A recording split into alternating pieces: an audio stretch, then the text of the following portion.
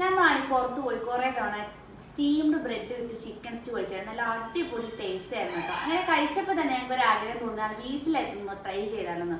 ഒരു തവണ ഞങ്ങൾ ഉണ്ടാക്കി നോക്കിയായിരുന്നു. അത്യാവശ്യം നല്ല സക്സസ് ആയിരുന്നു. നല്ല ചൂടുള്ള സ്റ്റീംഡ് ആയിട്ടുള്ള ബ്രെഡും നല്ല ചൂടുള്ള ചിക്കൻ സ്റ്റൂ അതിനകത്തേക്ക് ഒഴിച്ച് കഴിക്കാൻ നല്ല ടേസ്റ്റാണ്. നമുക്ക് എങ്ങനെയാണോ ഉണ്ടാക്കുന്നതെന്ന് നോക്കിയാലോ.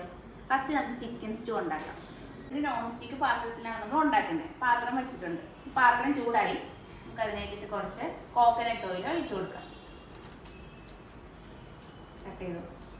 എണ്ണ ചൂടാകുമ്പോൾ നമുക്ക് കുറച്ച് സ്പൈസസ് ആഡ് ചെയ്ത് കൊടുക്കാം. നമ്മൾ കറുവപ്പട്ട, ഏലക്ക, ഗ്രാമ്പു, കുരുമുളക് ഇത്രയാണ് നമ്മൾ ആഡ് ചെയ്ത് കൊടുക്കുന്നത്. നമുക്ക് ഇതിനകത്തേക്ക് സ്പൈസസ് ആഡ് ചെയ്ത് കൊടുക്കാം. ഇതിനൊന്ന് വെളുത്തുള്ളി ചതച്ചത് ആഡ് ചെയ്ത് കൊടുക്കാം. പിന്നെ നല്ലൊരു സ്മെല്ല് വരുന്നുണ്ടേ.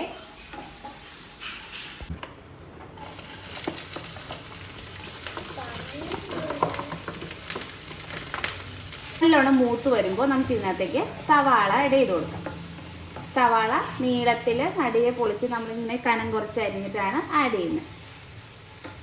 സവാള പെട്ടെന്ന് വഴതാൻ വേണ്ടി എണ്ണ നമ്മൾ ചേർത്ത് കൊടുക്കണം. എല്ലാവർക്കും അറിയായിരിക്കും, എന്നാലും ഞാൻ പറയുകയാണ് കുറച്ച് ഉപ്പ് ആഡ് ചെയ്ത് കൊടുക്കാം. ഇത് നമ്മൾ ഉപ്പും കുരുമുളക് പൊടിയും ചേർത്ത് മാരിനേറ്റ് ചെയ്ത് വെച്ചിട്ടുള്ള ചിക്കനാണ്. ഏകദേശം 1 മണിക്കൂറൊക്കെ ചെയ്താൽ മതിയാവും. ഇതിന് നമുക്ക് സവാള ഏകദേശം ഒരു ബ്രൗൺ കളറായിട്ടുണ്ട്. നമുക്കിതിനെ ഈ സവാളയ്ക്കകത്തേക്ക് ആഡ് ചെയ്ത് കൊടുക്കാം. നന്നായിട്ടൊന്ന് മിക്സ് ചെയ്യാം. ചെറിയ പീസായിട്ട് വേണേൽ ചിക്കൻ മുറിക്കാൻ. എന്നിട്ട് ജസ്റ്റ് ഇതൊന്ന് ആവി ഏറിയൊരു പകുതി വേവാവുന്നവരൊന്ന് നമുക്കിതിനൊന്ന് അടച്ചു വയ്ക്കും. ഏറ്റവും ഉരുളക്കിഴങ്ങും അത്യാവശ്യം നല്ല ചെറിയൊരു ഒത്തിരി വെള്ളമില്ലാത്ത സ്ക്വയർ പീസായിട്ട് കട്ട് ചെയ്ത് ഉപ്പ് ചേർത്ത് നന്നായിട്ട് വേവിച്ച് വെച്ചേക്കുന്നതാണ്. നമ്മുടെ ചിക്കൻ ഇപ്പോൾ ഏകദേശം ഒരു പകുതിയോളം, പകുതിന്ന് പറയാൻ പറ്റില്ല, പകുതിയുടെ അടുത്ത് വേവായിട്ടുണ്ട്. നമുക്കിനി ഈ വേവിച്ച് വെച്ചിരിക്കുന്ന ക്യാരറ്റും ഉരുളക്കിഴങ്ങും ഇതിനകത്തേക്ക് ആഡ് ചെയ്ത് കൊടുക്കാം. നന്നായിട്ടൊന്ന് മിക്സ് ചെയ്യാം. ജസ്റ്റ് ഇങ്ങനെ ഒന്ന് ഉടച്ചു കൊടുക്കണേ, അല്ലെങ്കിൽ അത് ഫുള്ളിങ്ങനെ കഷ്ണങ്ങളായിട്ട് എടുക്കും. അതിൻ്റെ ആ ശരിക്കും റിയൽ ടേസ്റ്റ് വേണമെങ്കിൽ നമുക്കിതിന് ജസ്റ്റ് ഇങ്ങനെ ഒന്ന് ഉടച്ചു കൊടുക്കും. ഒത്തിരി അങ്ങ് ഉടഞ്ഞ് പേസ്റ്റായി പോകണ്ട. ജസ്റ്റ് ഒന്ന് ആ ഫുൾ ഇതിൽ നിന്ന് ജസ്റ്റ് ഒന്ന് അങ്ങ് ഉടഞ്ഞാൽ മതി. നമുക്കിതിനെ നന്നായിട്ട് അത്യാവശ്യം മിക്സ് ആയിട്ടുണ്ട്. ഇനി നമ്മൾ ആഡ് ചെയ്ത് കൊടുക്കുന്നത് ഇത് തേങ്ങയുടെ 2ാം പാലാണ്. 2 പാല് നമുക്ക് വേണം. ആദ്യം നമ്മൾ ചേർത്ത് കൊടുക്കുന്ന തേങ്ങയുടെ 2ാം പാലാണ്.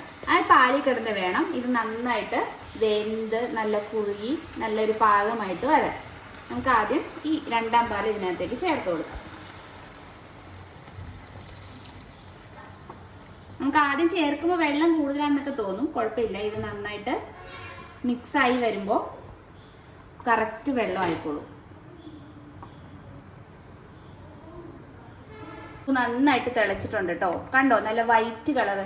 ഈ ക്യാരറ്റ് ഒത്തിരി ഇങ്ങനെ കുത്തി ഉടയ്ക്കാതിരുന്ന ഇതിന്റെ കറക്റ്റ് ആയിട്ടുള്ള നമുക്ക് ആ വൈറ്റ് കളറിൽ സ്റ്റൂ കിട്ടും.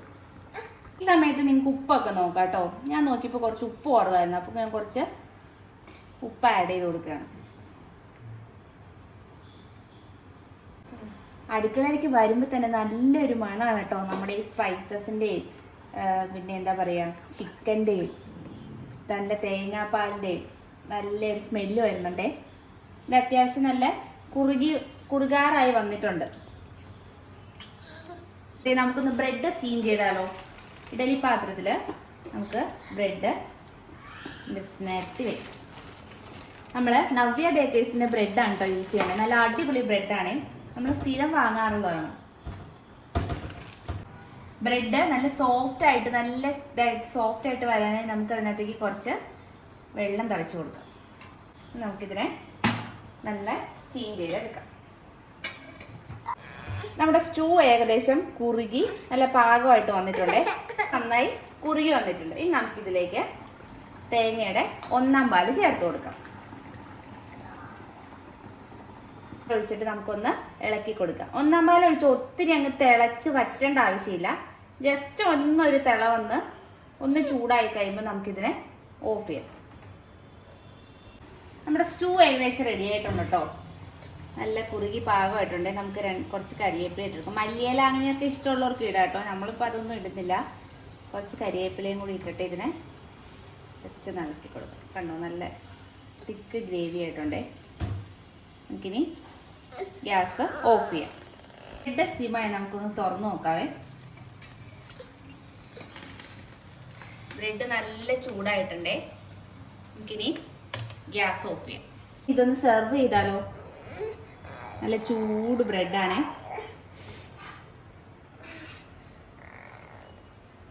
സ്റ്റൂ എടുക്കാം. നമ്മുടെ സ്റ്റൂ ബ്രെഡിൻ്റെ മുകളിലേക്ക് ഒഴിക്കാം.